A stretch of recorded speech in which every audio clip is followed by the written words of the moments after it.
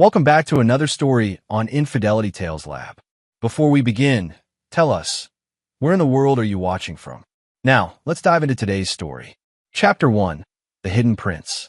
Gordon Haas adjusted his ACU uniform one last time before stepping out of his beat-up Honda Civic. Fort Campbell's dusty parking lot stretched before him, filled with similar vehicles belonging to soldiers who, like him, live paycheck to paycheck. At least, that's what everyone believed. As he walked toward the barracks, Gordon's phone buzzed with another text from his wife, Taylor.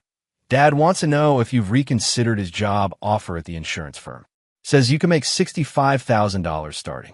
Gordon deleted the message without responding.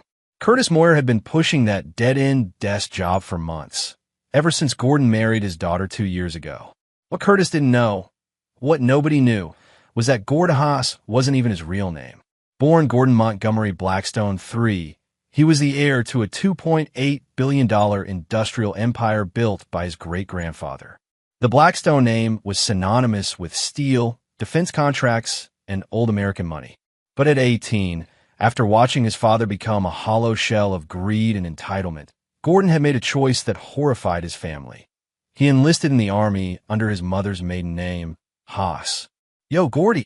Tommy Shoemaker jogged up, his Tennessee drawl cutting through Gordon's thoughts. You look like someone pissed in your cornflakes, brother. Just family drama, Gordon replied, grateful for Tommy's friendship. The lanky soldier from Nashville was one of the few people who knew Gordon before the wealth back when they were just two kids who wanted to serve their country. The in-laws giving you grief again about the money?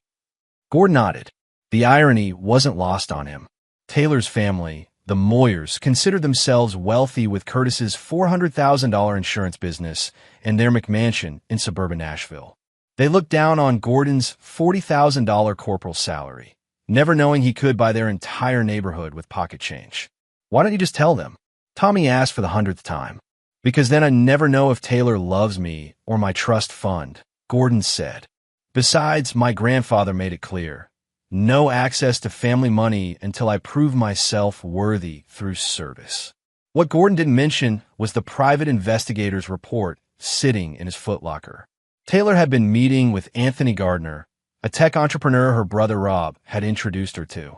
The same Anthony Gardner who'd been filling her head with dreams of Silicon Valley wealth and status. His phone rang. Colonel James Mitchell's name flashed on the screen. Haas, report to my office. There's someone here who wants to meet you. Gordon's blood ran cold.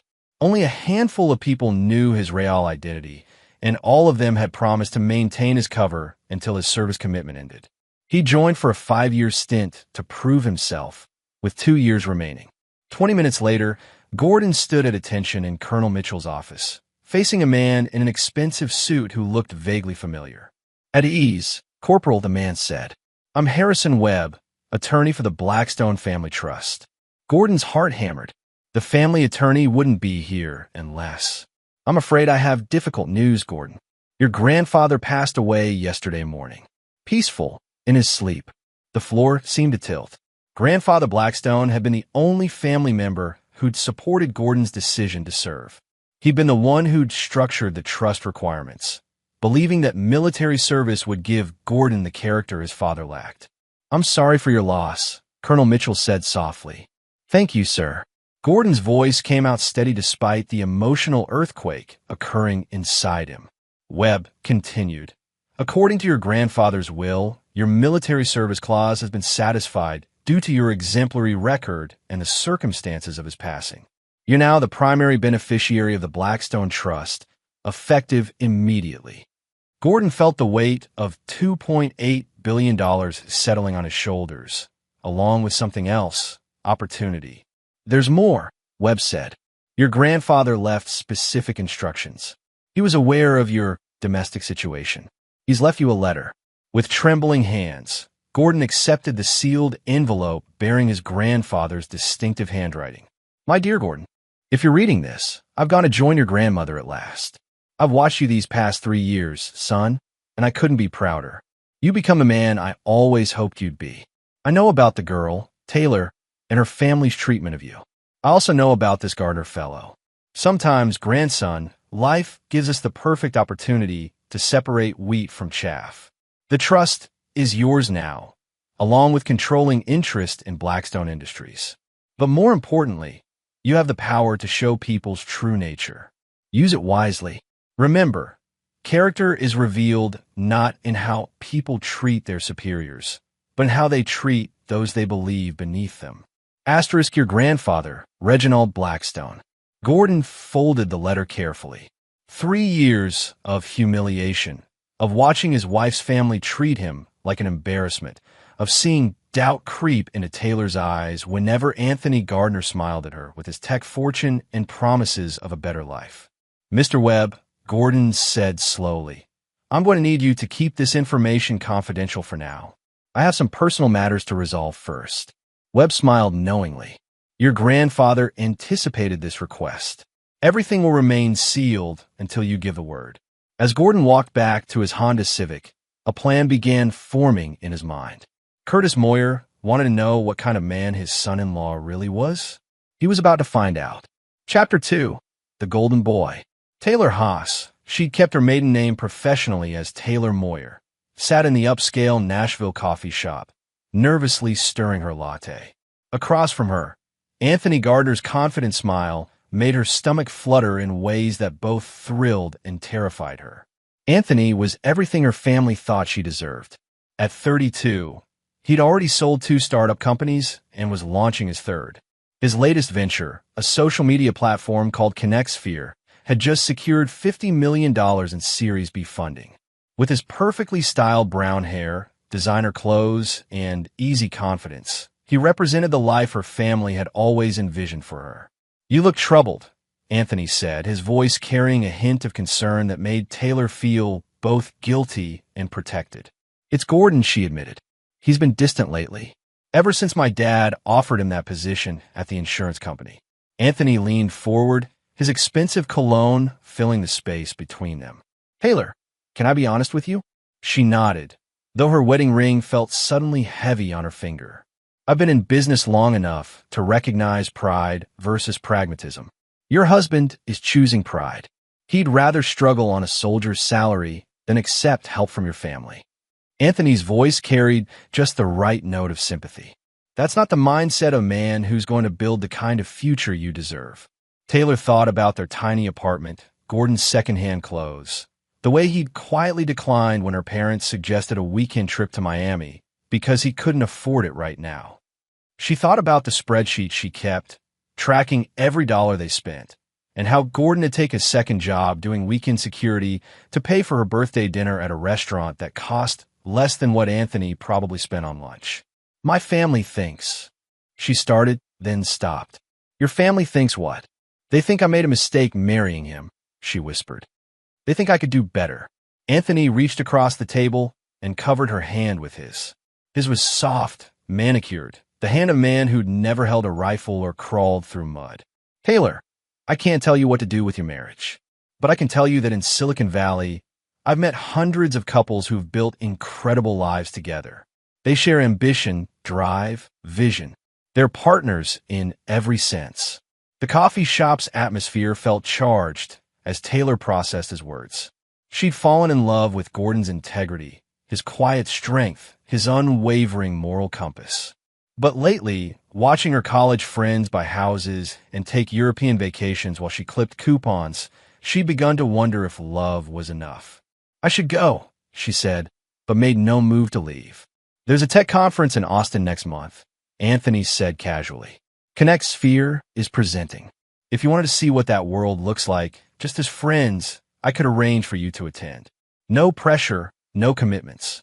Just options. Taylor's phone buzzed with a text from her mother. Family dinner Sunday. 6 p.m. Please try to convince Gordon to dress nicely.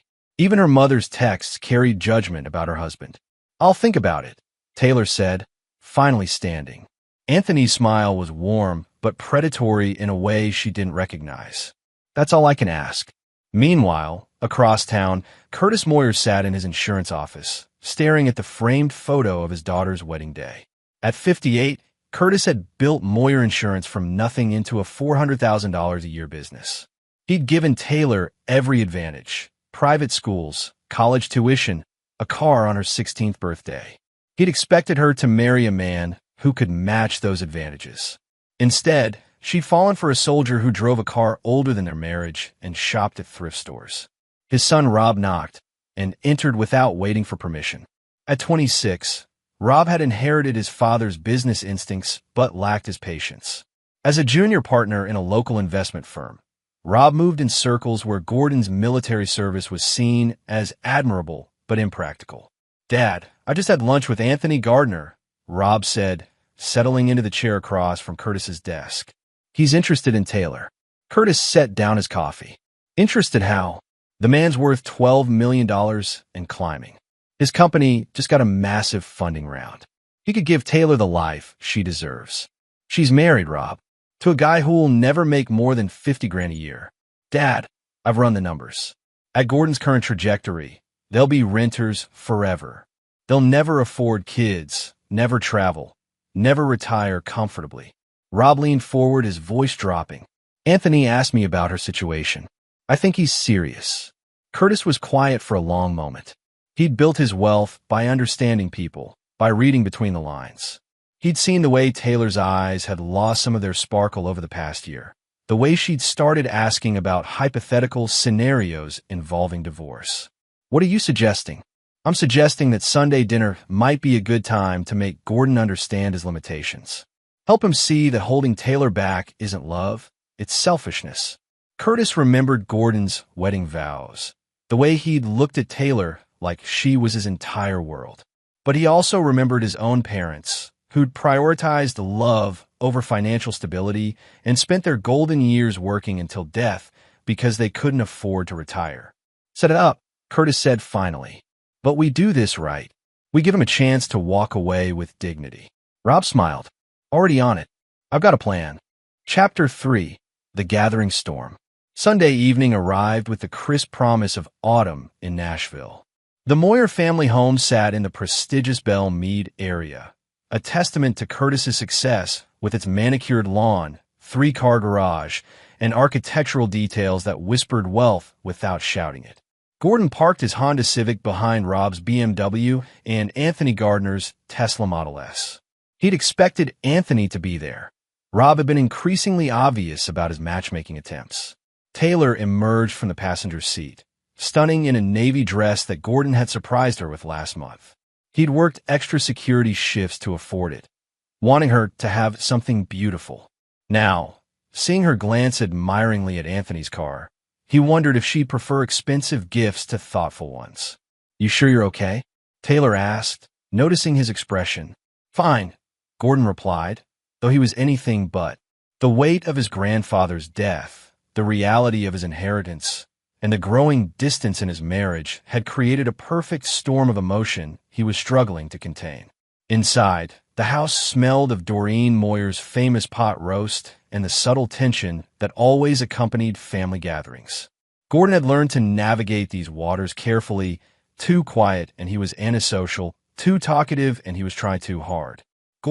Doreen's greeting was warm but strained.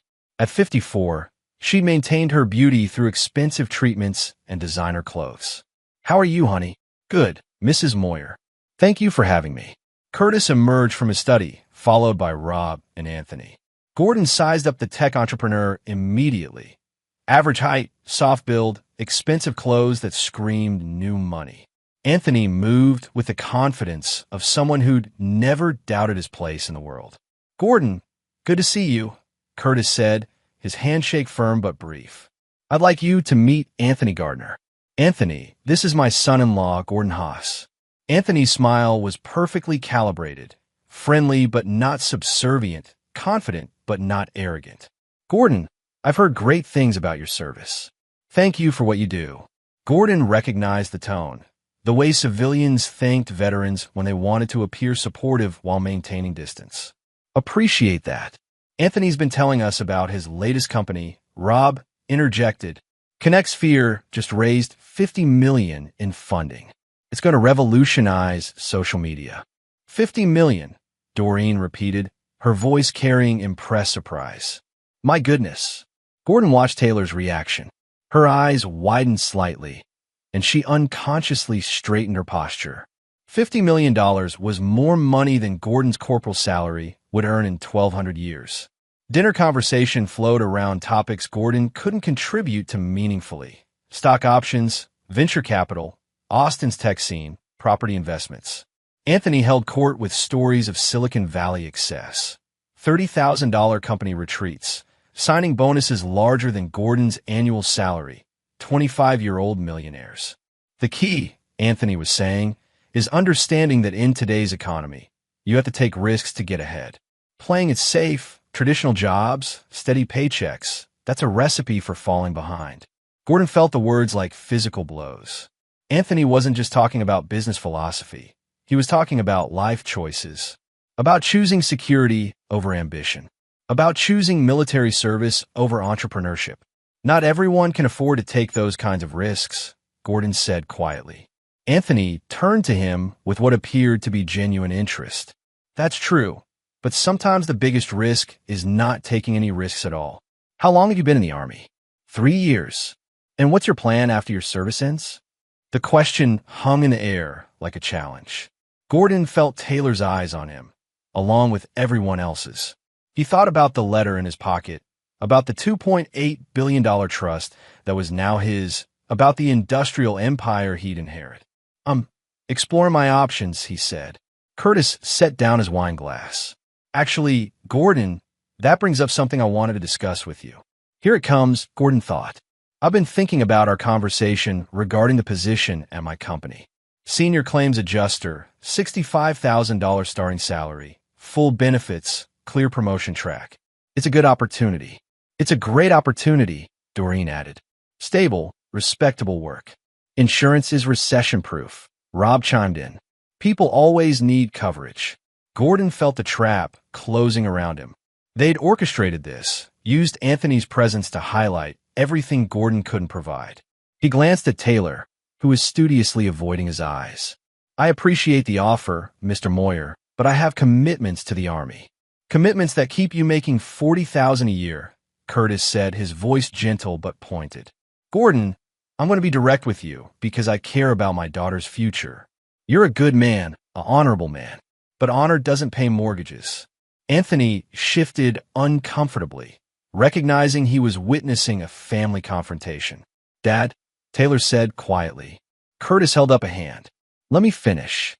I built my business from nothing, worked 18-hour days for years to give my family security. I understand sacrifice, but I also understand that sometimes sacrifice becomes stubbornness, and stubbornness becomes selfishness. Gordon's jaw tightened. I'm not sure I follow.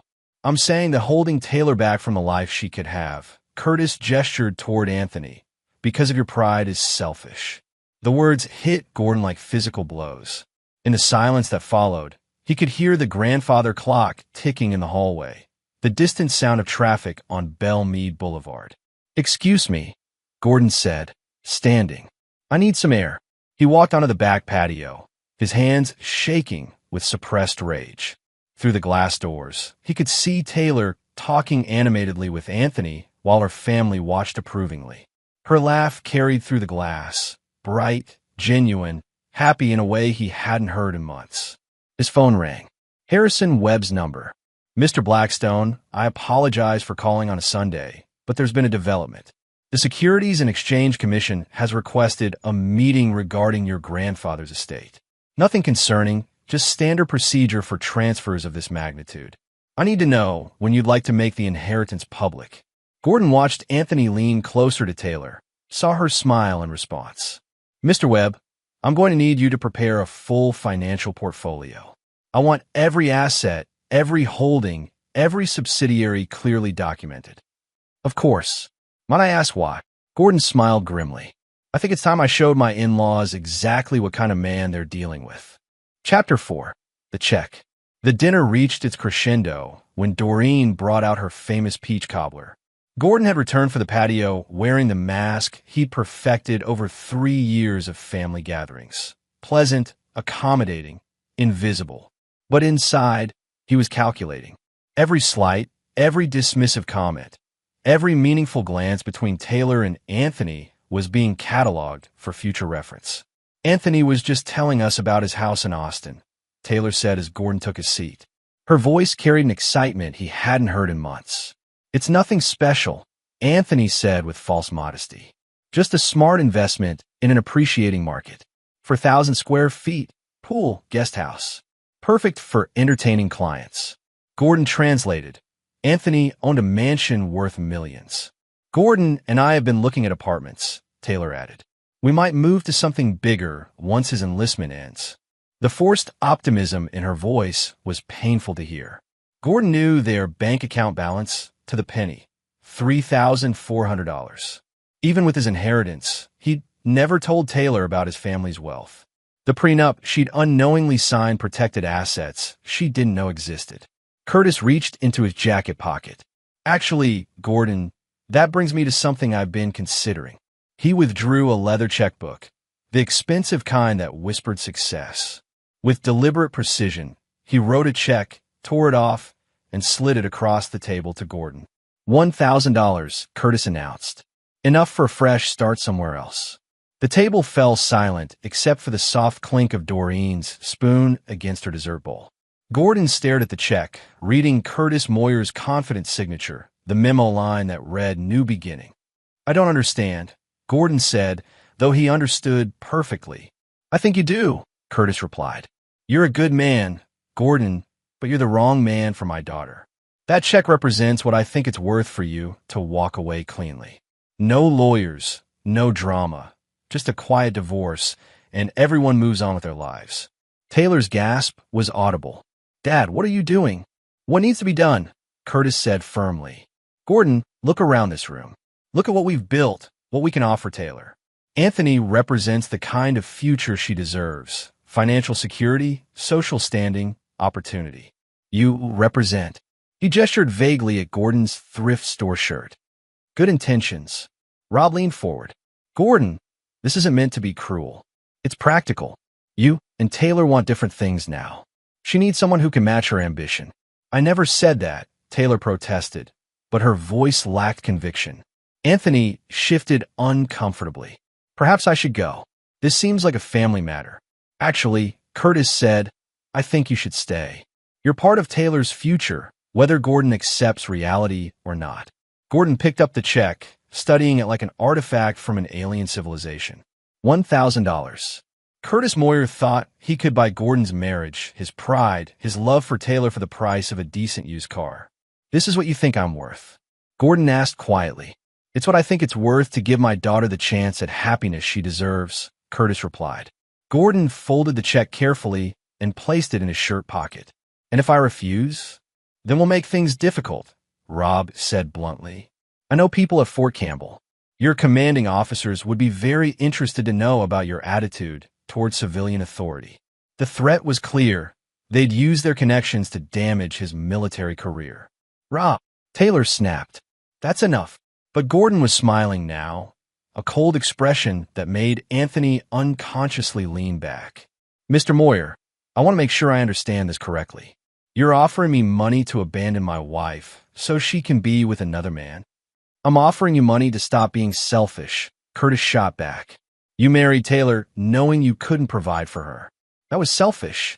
You're keeping her trapped in poverty because of your pride. That's selfish. Take the check, Gordon.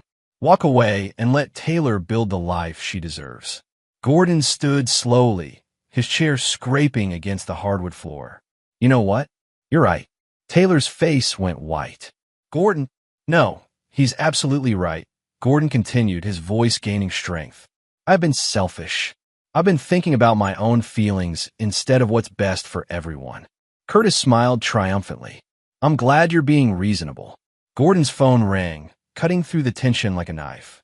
Harrison Webb's name flashed on the screen. Excuse me, Gordon said. I should take this. He answered on speaker, a decision that would haunt the Moyer family for years to come. Mr. Blackstone, Webb's crisp voice filled the dining room. I have the portfolio you requested. The total liquid assets in the primary trust are currently valued at $2.8 billion. The industrial holdings add approximately $4.3 billion. Should I prepare the transfer documents for tomorrow? The silence in the room was deafening. Anthony's mouth fell open. Rob's wine glass slipped from his fingers, shattering on the floor. Doreen made a sound like a wounded animal. Curtis was the first to find his voice. Who is Mr. Blackstone? Gordon smiled, the first genuine smile he'd worn in months. That would be me, Gordon Montgomery Blackstone III, heir to Blackstone Industries. My friends call me Gordon Haas. Taylor's face had gone from white to gray. Gordon what? Mr. Webb. Gordon continued into the phone. I'd like you to run a full background check on Curtis Moyer of Moyer Insurance, Rob Moyer of Nashville Investment Partners, and Anthony Gardner of Connect Sphere. I'm particularly interested in any financial irregularities or SEC violations. Anthony shot to his feet. Now, wait just a minute. Oh, and Mr. Webb? I'd like to buy out any outstanding loans or debts these gentlemen might have. I want to understand their complete financial picture. Curtis was choking on his cobbler, his face turning purple. You're a billionaire? Apparently so, Gordon said cheerfully. Funny thing about old money, Mr. Moyer, we don't like to advertise. We prefer to see how people treat us when they think we're nobody special. He pulled the check from his pocket and placed it on the table. Keep your $1,000, Curtis. I won't be needing it. Chapter 5. The Revelation. The silence that followed Gordon's revelation stretched like a taut wire ready to snap. Anthony Gardner, the confident tech entrepreneur who'd been holding court minutes earlier, now looked like a man watching his entire strategy crumble in real time. Mr. Webb, Gordon continued into the phone, his voice carrying the authority of someone accustomed to being obeyed. I'll also need you to contact our acquisition team. I'm interested in exploring some strategic purchases in the Nashville market.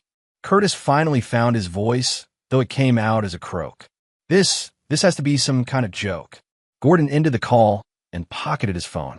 I assure you, Mr. Moyer, I take my family's business very seriously, just as seriously as I take my marriage vows. He turned to Taylor, who had been staring at him as if he'd grown a second head.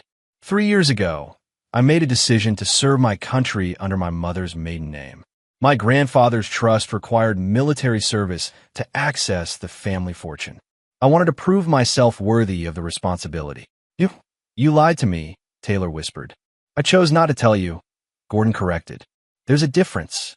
I wanted to know that the woman I married loved Gordon Haas, the soldier, not Gordon Blackstone, the heir. Anthony cleared his throat, attempting to regain his composure.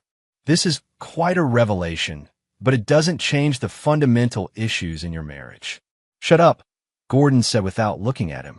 You're done talking. The words carried such quiet menace that Anthony actually stepped backward. Rob was frantically typing on his phone. Holy shit, he breathed. Blackstone Industries. They own half the defense contractors in the South. Gordon, you're on the Forbes list. Number 47, Gordon confirmed, though that was before grandfather's recent acquisitions. Doreen had gone completely silent, her face cycling through expressions like she was processing a computer error. Curtis rallied, his businessman instincts kicking in. Gordon, if this is true, and I'm still not entirely convinced it is, then you've been deceiving our family for 3 years. That's not the behavior of an honorable man. Gordon's laugh was sharp and humorless. Honor? Let's talk about honor, Curtis. An honorable man doesn't try to buy off his daughter's husband. An honorable man doesn't threaten someone's military career over family politics. An honorable man doesn't orchestrate dinner parties to humiliate his son-in-law. He gestured toward Anthony. And an honorable man certainly doesn't invite his daughter's potential affair partner to family dinner while her husband is sitting right there.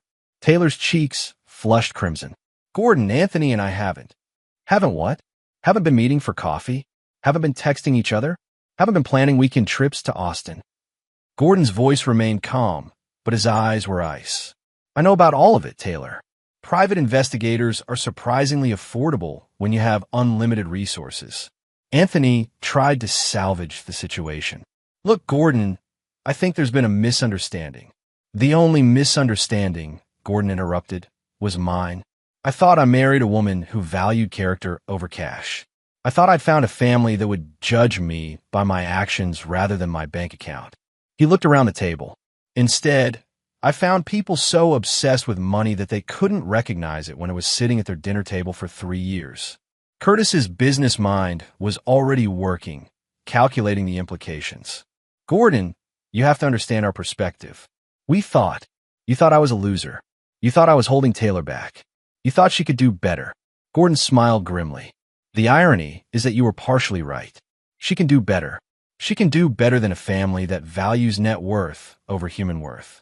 Taylor finally found her voice. What are you saying? I'm saying that your father offered me money to disappear from your life. He made it clear that I'm not good enough for his daughter. So I'm taking his advice. Gordon stood, straightening his tie. I'm removing myself from the equation. You can't just leave, Doreen said, finally speaking.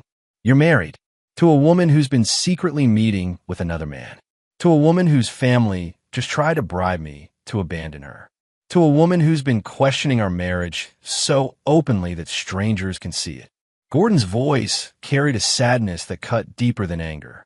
The marriage was over the moment Taylor decided I wasn't enough. I just didn't want to admit it.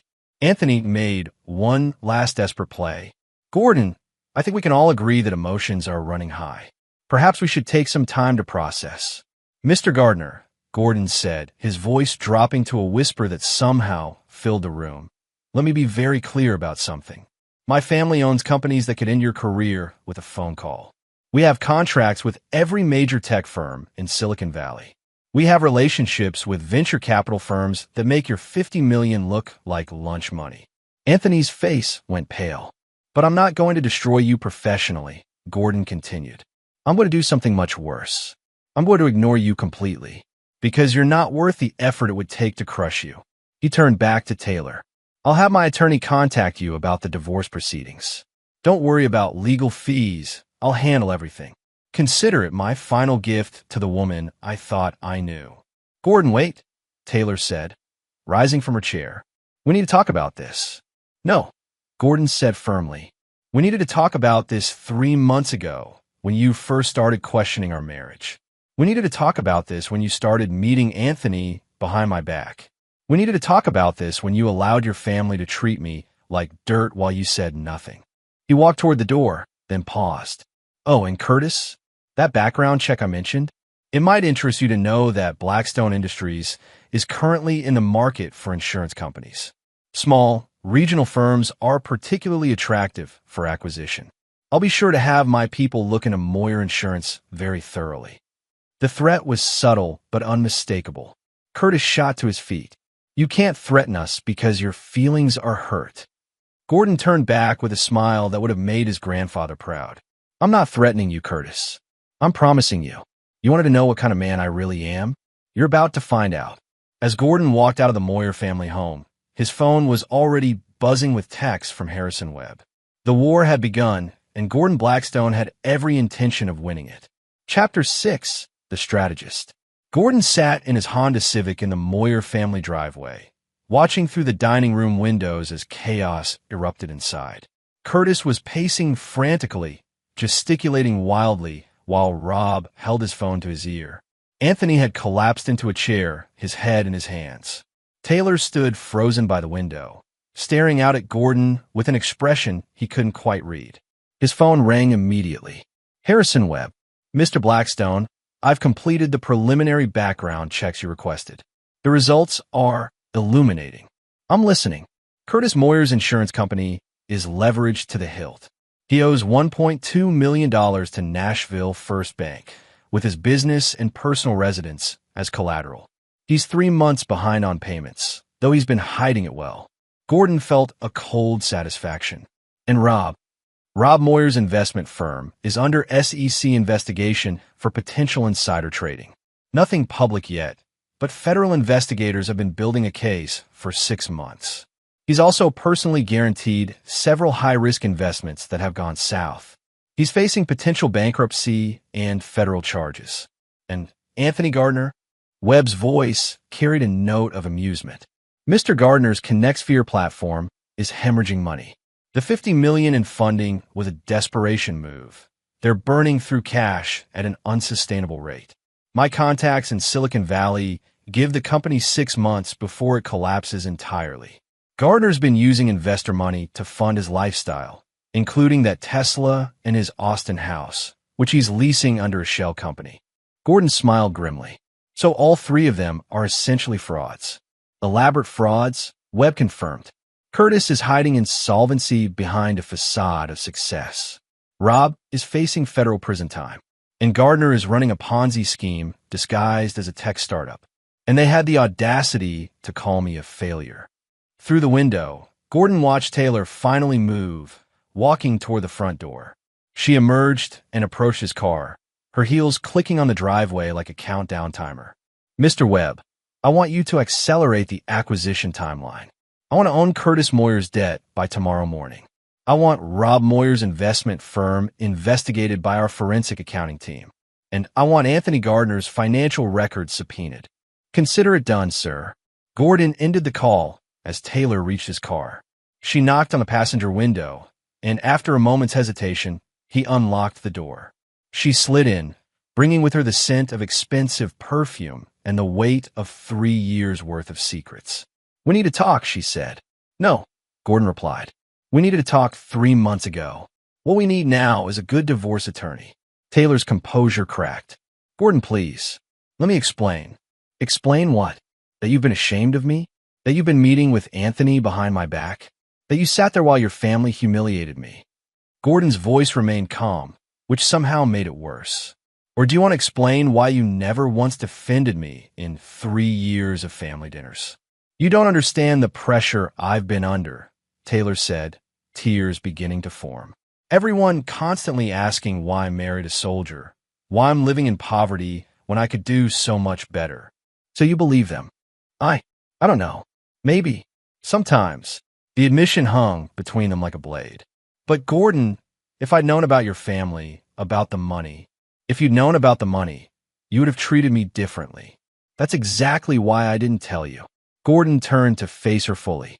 Taylor, the man you fell in love with 3 years ago was the same man who walked out of that house tonight. The only thing that changed was your knowledge of my bank account. That's not fair. Neither is spending 3 months building a relationship with another man while you're married to me. Taylor wiped her eyes, smearing her makeup. Anthony and I we never crossed any lines. You crossed the only line that mattered the moment you started questioning whether I was good enough for you. Gordon started the car. Get out, Taylor. Gordon, please. Get out. Now. Taylor sat frozen for a moment, then slowly opened the door. Where will you go? That's no longer your concern. As Gordon drove away, he could see Taylor in his rearview mirror, standing alone in the driveway of her family's house, watching his taillights disappear. 15 minutes later, Gordon parked outside the Westin Nashville. The five-star hotel's opulent lobby felt more like home than his cramped apartment ever had. As he approached the front desk, his phone buzzed with updates from Webb's team. Mr. Blackstone, the desk clerk said after Gordon provided his real name and identification, we have the penthouse suite prepared for you. Will you be staying long? Until further notice, Gordon replied. As the elevator carried him to the top floor, Gordon reviewed the intelligence Webb had provided. Curtis Moyer was essentially broke, propping up his lifestyle with borrowed money and false confidence. Rob was facing potential federal charges. Anthony was running a failing company funded by other people's money. 3 men who had spent the evening telling Gordon he wasn't good enough for their family. The penthouse suite was larger than the apartment he'd shared with Taylor, with floor-to-ceiling windows overlooking the Nashville skyline. Gordon poured himself a bourbon from the premium bar and called Webb. Sir, I want to accelerate everything. Buy Curtis's debt tonight. Offer the bank 20% above value for immediate transfer. I want to own his mortgage and business loans by morning. And Rob Moyer? Contact our friends at the SEC. Provide them with any additional information they need to expedite their investigation. I want charges filed within the week. And Gardner? Gordon smiled, swirling his bourbon. Mr. Gardner is going to receive a very interesting phone call tomorrow. It seems that Blackstone Ventures is considering a major investment in Connect Sphere. We want to do extensive due diligence, of course. Very extensive. Understand, sir. Oh, and Webb, I want you to draft divorce papers. No fault, generous settlement, clean break. Have them delivered to Mrs. Haas. "Excuse me, Mrs. Moyer, tomorrow morning." "How generous a settlement, sir." Gordon considered this. $5 million. Enough for her to build whatever life she wants without me. That's very generous, considering the circumstances. I love her, Webb. That doesn't just disappear because she chose money over character. But it does end. After ending the call, Gordon stood at the window, looking out at the city lights. Tomorrow, Curtis Moyer would wake up to discover that his son-in-law now owned every penny of his debt. Rob would find federal agents at his door. Anthony would realize that his potential salvation had turned into his destruction. They'd want to know what kind of man Gordon really was. They were about to find out. Chapter 7. The Net Closes.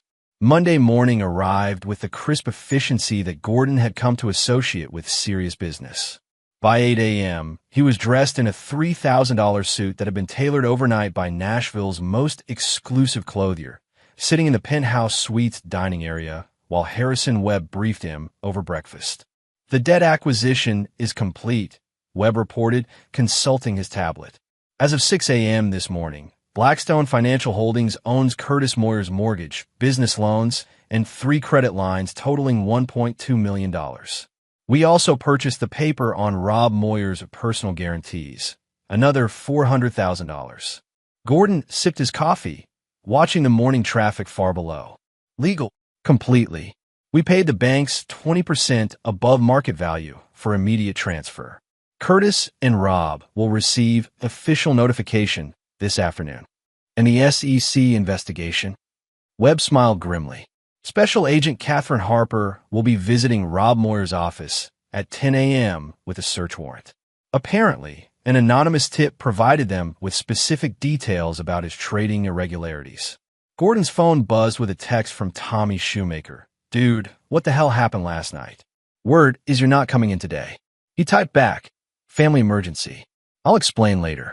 "What about Anthony Gardner?" Gordon asked. Mr. Gardner received a call this morning from Blackstone Ventures expressing interest in a $100 million investment in ConnectSphere. He's scheduled to meet with our representatives at 2 p.m. today. Gordon raised an eyebrow.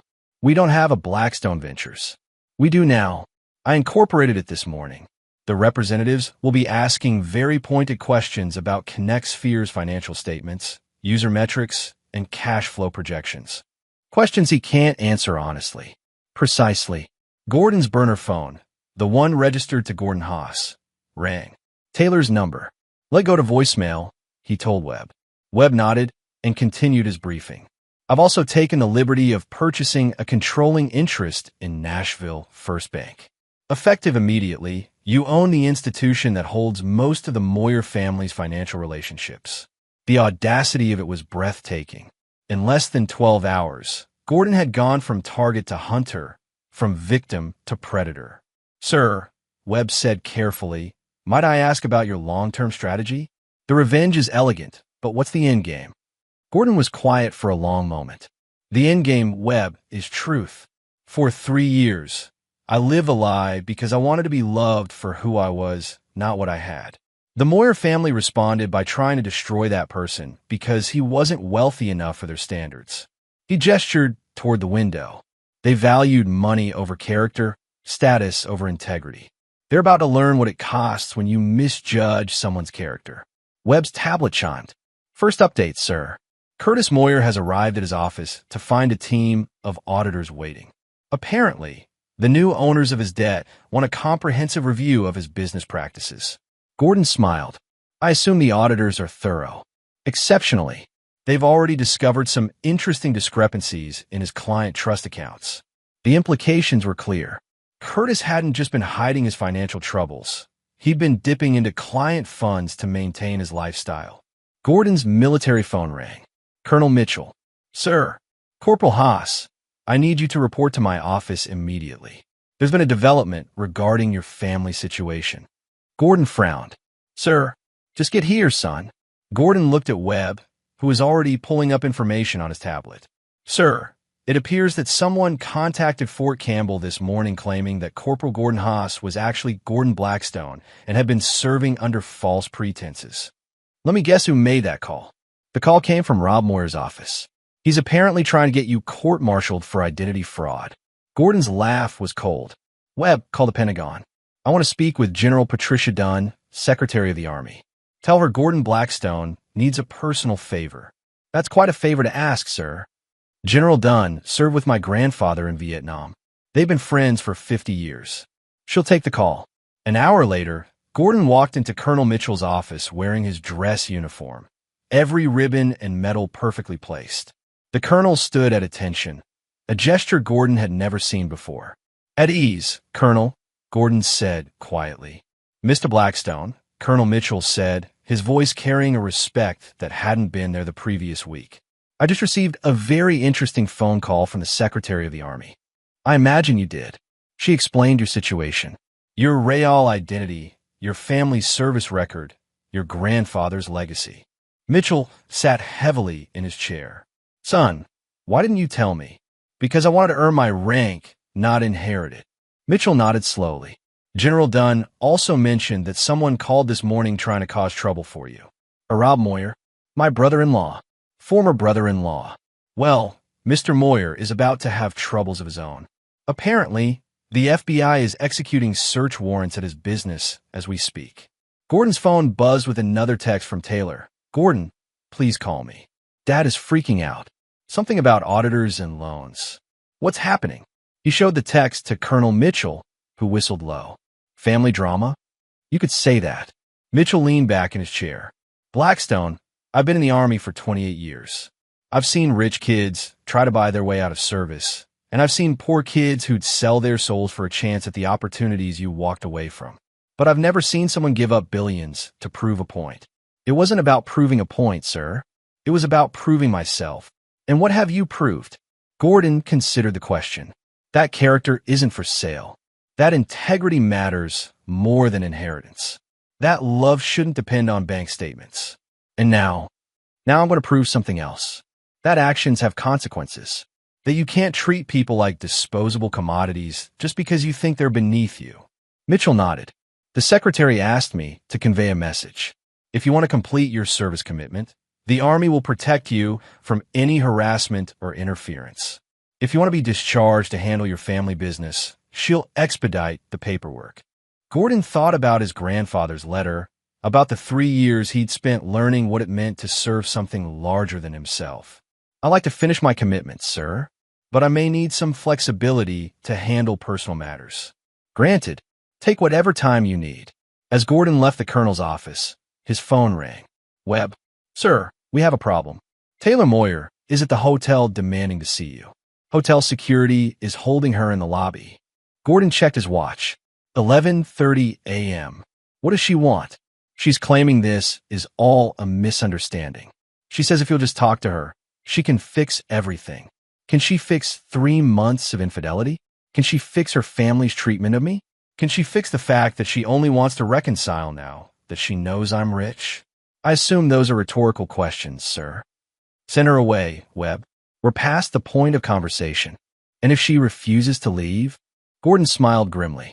Then remind her that I own the hotel. Chapter 8. The Trap Springs. By noon, the carefully orchestrated destruction of the Moyer family's facade was reaching its crescendo. Gordon sat in his penthouse suite, monitoring multiple screens that displayed real-time updates on each phase of his operation. It was like watching a controlled demolition, precise, methodical, inevitable. Webb entered with a fresh tablet, his expression grim with satisfaction. Curtis Moyer's audit is complete. The auditors found $340,000 missing from client trust accounts, along with falsified insurance claims totaling another $180,000. The Tennessee Department of Insurance has been notified. Criminal charges? Insurance fraud is a felony in Tennessee. The district attorney's office expects to file charges by end of business today. Gordon nodded, feeling no satisfaction, only the cold completion of necessary work. Rob Moyer, federal agents completed their search and seizure at 11:15 a.m. They removed 17 boxes of documents for computers and Rob himself. He's currently being questioned at the FBI field office downtown. Charges: securities fraud, wire fraud, and conspiracy. His legal team estimates he's facing 15 to 20 years in federal prison. The third screen showed Anthony Gardner sitting in a gleaming conference room at Blackstone Financial Holdings, sweating through an increasingly hostile meeting with Gordon's investment team. The team consisted of three of the most ruthless financial analysts Gordon had ever encountered, corporate sharks who specialized in tearing apart fraudulent business models. "How's our tech entrepreneur doing?" Webb consulted his notes. "He's been in the meeting for 2 hours. Our analysts have systematically destroyed every aspect of his business plan. They've proven that ConnectSphere has fewer than 12,000 active users, not the 500,000 he claimed. They've demonstrated that his burn rate will exhaust all funding within 4 months. And they've discovered that he's been paying himself a $400,000 annual salary from investor funds. Is that legal?" "Technically, yes, but highly irregular for a startup burning cash. The investors who provided the $50 million will be displeased." Gordon's military phone buzzed with a text from Tommy. "Holy shit, man. There are rumors you're some kind of billionaire. Please tell me you didn't just fuck over the entire Nashville establishment for kicks." He replied, "Only the parts that deserved it." "Sir," Webb continued, "we've received 14 calls from various Nashville media outlets asking for comment about the Moyer family situation. Word is spreading quickly. Let's spread. The truth has a way of finding daylight." Gordon's burner phone rang. Taylor again. This time, he answered. "Taylor." "Gordon, thank God. I've been trying to reach you all day." Her voice was tight with panic. "Something's happening. Dad's business is being audited. Rob's been arrested, and there are rumors that you own Dad's mortgage now. Please tell me this is all some horrible coincidence." "It's not a coincidence." The silence stretched between them like a chasm. "You're destroying my family," she whispered. "I'm revealing your family," Gordon corrected. "Curtis committed insurance fraud. Rob committed securities fraud. Anthony was running a con game disguised as a tech startup. I didn't create their crimes, Taylor. I just refuse to ignore them anymore. But you could stop this. You can make it go away." "Why would I do that?" "Because you love me. Because we were married. Because you asked me to." Gordon's voice was ice. "The way you asked me to stop taking abuse from your family? The way you asked them to treat me with basic human decency? The way you asked Anthony to stop pursuing a married woman?" "Gordon, please. I know I made mistakes, but you didn't make mistakes, Taylor. You made choices. For 3 months, you chose Anthony over me. For 3 years, you chose your family's opinion over your husband's dignity. Yesterday, you chose to sit silently while your father tried to buy me off like a problem employee. I was confused. I was scared. The money pressure, the constant questions about whether I'd made the right choice. And now you know I have more money than you ever imagined. Suddenly I'm the right choice again?" Taylor's sob was audible through the phone. "It's not about the money, isn't it? 3 months ago, when you thought I was just a poor soldier, you were planning weekend trips to Austin with Anthony. Now that you know I'm worth $7 billion, you're calling me nonstop, begging for forgiveness. That's not. I never. Gordon, we never did anything inappropriate. You emotionally cheated on me with a man your family handpicked as my replacement.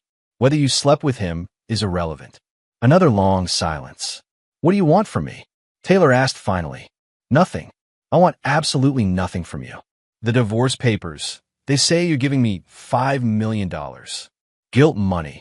Considerate payment for 3 years of teaching me what kind of person you really are." "Gordon." He hung up. Webb had been monitoring other lines during the call. "Sir, we have an interesting development." Anthony Gardner just stormed out of our meeting.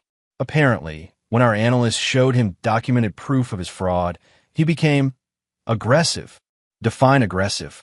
He threw a chair at our conference room window and screamed that he was going to destroy us. He also made several threats against you personally. Gordon smiled. "Did he now? It gets better." He then called Taylor Moyer and told her he was going to fix the situation himself. "Our building security has him on video making these statements." "And where is Mr. Gardner now?" "Driving toward Fort Campbell, according to the GPS tracker our security team placed on his Tesla." Gordon raised an eyebrow. "You put a tracker on his car?" "Standard procedure when someone makes threats against a client, sir. Perfectly legal. It's attached to the exterior of the vehicle." Gordon's phone rang. Colonel Mitchell. Corporal, we have a situation. There's a civilian at the main gate demanding to see you. Says his name is Anthony Gardner. He's making quite a scene. I'll be right there, sir. Gordon stood, straightening his uniform. Webb, call Nashville PD. Tell them there's about to be an altercation at Fort Campbell involving civilian threats against military personnel. Are you sure that's wise, sir? Gordon smiled grimly. Anthony Gardner has just made the same mistake your family made, Webb. He's underestimated exactly who he's dealing with. 20 minutes later, Gordon approached the Fort Campbell main gate to find Anthony Gardner arguing loudly with the MP guards. Anthony's expensive clothes were wrinkled, his hair disheveled, his face red with rage and desperation. You can't keep me out. Anthony was shouting. I'm a U.S. citizen. I have rights. Sir, you need to calm down, Staff Sergeant Julie Turner, the MP on duty, said firmly. This is a military installation. You don't have the right to enter without authorization. Anthony spotted Gordon approaching, and his face contorted with fury. You son of a bitch. You think you can destroy people's lives just because you have money? Mr. Gardner, Gordon said calmly, you're on federal property making threats. I'd suggest you reconsider your approach. Reconsider this. Anthony lunged forward, throwing a wild punch that Gordon easily avoided. The MPs had Anthony on the ground and in restraints within seconds. You ruined everything. Anthony screamed as they cuffed him. Taylor was going to leave you for me. We had plans. We were going to build a life together. Gordon knelt down beside him. Anthony, let me explain something to you. Taylor didn't love you. She loved what she thought you represented. Money, status, security. But you don't actually have any of those things, do you? Anthony's face went white. Your company is broke. Your house is leased. Your car is financed. You're not rich, Anthony. You're just another fraud who got caught. As the MPs loaded Anthony into their vehicle for transport to federal custody, Gordon's phone buzzed with a final update from Webb. Sir, the story has just broken on Nashville News Channel 5. Billionaire heir brings down prominent Nashville family. It's the lead story. Gordon watched Anthony's car disappear down the road, then turned and walked back into Fort Campbell. The war was over. He had won. Chapter 9. The New King. 6 months later, Gordon stood in the boardroom of Blackstone Industries' newly acquired Nashville headquarters, looking out at the city skyline. The building had once housed Moyer Insurance's corporate offices, before Curtis Moyer's criminal conviction and subsequent bankruptcy had forced its sale. Harrison Webb entered with his morning briefing, a ritual that had become comfortable routine. The final loose ends have been tied up, sir, Webb reported. Curtis Moyer was sentenced yesterday, 5 years in federal prison for insurance fraud. He'll also have to pay $2.3 million in restitution to defrauded clients. And Rob, 12 years for securities fraud. He's being held at the federal facility in Atlanta. His investment firm's remaining assets were liquidated to compensate victims. Gordon nodded. Anthony Gardner? 3 years for assault on a federal military installation, plus civil suits from Connect Sphere's investors. The company collapsed entirely. Gardner filed for bankruptcy last month. Webb consulted his tablet. On a more positive note, Blackstone Industries' Nashville operations are exceeding projections. Your acquisition of 6 local companies has created 340 new jobs. The Nashville Business Journal named you Businessman of the Year. Gordon smiled. My grandfather would have appreciated the irony. He always said the best revenge was building something bigger than what your enemies try to tear down. And Mrs. Haas? Gordon was quiet for a moment. The divorce had been finalized 3 months ago. Clean, generous, final. Taylor had taken the $5 million settlement and moved to Los Angeles, ostensibly to find herself. According to the private investigator Gordon still employed, she was dating a plastic surgeon named Dr. Keith Daniel, who specialized in celebrity clientele. She's not my concern anymore. Webb nodded. Sir, there's one more matter. Tommy Shoemaker is here for your lunch appointment. Gordon smiled genuinely for the first time that morning. Tommy had finished his Army commitment and now worked as Gordon's head of security, a position that came with a salary 10 times what he'd made as a soldier. Tommy entered wearing a suit that actually fit him properly, though he still looked slightly uncomfortable in civilian clothes. "Mr. Blackstone," he said with mock formality. "Cut that out," Gordon replied. "Sit down, you idiot." Tommy grinned and settled into the chair across from Gordon's desk. "So, how's it feel to be the most feared man in Nashville?" "I'm not feared. I'm respected. There's a difference." "Uh-huh. Is that why Anthony Gardner crossed the street when he saw me at Kroger last week?" Gordon raised an eyebrow. "Anthony's out of prison already.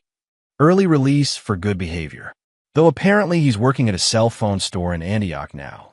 Fell pretty far from that tech mogul persona." Gordon felt no satisfaction in Anthony's downfall, only the grim completion of necessary justice. "Any regrets?" Tommy asked, his voice more serious. Gordon considered the question. He thought about Taylor, about the woman he'd believed her to be versus the woman she'd actually been. He thought about 3 years of marriage to someone who'd fundamentally misunderstood what mattered to him. "Only one," he said finally. "What's that?" "I regret not being honest from the beginning. If I told Taylor who I really was, we could have avoided 3 years of deception." "You think she would have loved you for the right reasons?" "I think we would have found out who she really was a lot sooner." Tommy nodded. "For what it's worth, I think you dodged a bullet. Any woman who'd consider leaving you for a guy like Anthony Gardner wasn't the right woman for me," Gordon finished. Webb knocked and entered. "Sir, I have Ingrid Rhodes on line 1. She says it's about the charity foundation you discussed." Gordon had met Ingrid 3 weeks ago at a veterans fundraiser. She was a nurse who volunteered at the VA hospital, working with soldiers transitioning back to civilian life. She was beautiful, but more importantly, she was kind. She'd spent 2 hours talking to Gordon about veteran suicide rates and PTSD treatment options before she'd even asked what he did for a living. When he'd told her he ran a small business, she'd seemed genuinely interested in him as a person rather than as a potential financial opportunity. "Tell her I'll call her back in an hour," Gordon said. Tommy grinned. "The nurse, huh? She seems nice." "She is nice. She's also completely unimpressed by money, which is refreshing." "You gonna tell her who you really are?" Gordon thought about his grandfather's letter, about the lessons he'd learned the hard way about character and authenticity. "Yeah, I am. No more secrets, no more tests. If she can't handle the truth about my family and my money, it's better to know now. And if she can handle it," Gordon smiled, "then maybe I'll finally understand what my grandfather meant about finding someone who loves you for your character rather than your bank account." As Tommy left for lunch, Gordon sat alone in his office, looking out at the Nashville skyline. The city looked different now, not because it had changed, but because his perspective had shifted. He was no longer Gordon Haas, the overlooked soldier struggling to prove himself worthy of acceptance. He was Gordon Blackstone, a man who'd learned that respect couldn't be bought, only earned. His phone buzzed with a text from an unknown number. "Gordon, this is Taylor. I've been thinking about us a lot lately. I know I made mistakes, but I've changed. Maybe we could talk sometime? I'm doing well in LA, but I miss what we had." Gordon read the message twice, then deleted it without responding. He had everything he'd ever wanted: wealth, power, respect, and the knowledge that he'd earned all of it. More importantly, he had the wisdom to recognize what he didn't want: a life built on deception, compromise, and conditional love. His intercom buzzed. "Sir, Ms. Rhodes is holding on line 1. Gordon straightened his tie and picked up the phone. "Ingrid, I'm glad you called. I have something I need to tell you about that small business I mentioned." As he began the conversation that would reshape his future, Gordon felt his grandfather's presence in the room, proud, approving, and finally at peace. The king was dead. Long live the king. And there you have it. Another story comes to an end. What did you think? I'd love to hear your thoughts in the comments below. If you enjoy this story, consider joining our community by subscribing. It means the world to us. For more stories like this one, check out the recommended videos on screen. And I'll see you there.